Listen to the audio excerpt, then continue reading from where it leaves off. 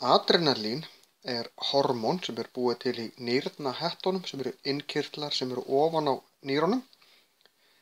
Adrenalín hefur alls konar áhrif á líkamann og heilinn sendir boð til nýrnahettunum að búa til adrenalín þegar við þurfum á því að halda að vera tilbúin í einhvers konar átök. Adrenalínið hefur þau áhrif á líkamann þegar það kemur út í blóðið. Líkaminn hækkar blóðþrýstinginn, örvar hjartsláttinn, eykur öndunina og þetta er í raun og veru líkaminn er að búa sig undir annaðhvort að berjast eða flýja.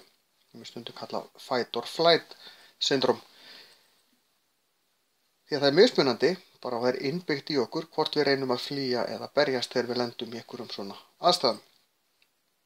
En adrenalínið það gerir okkur tilbúin í það.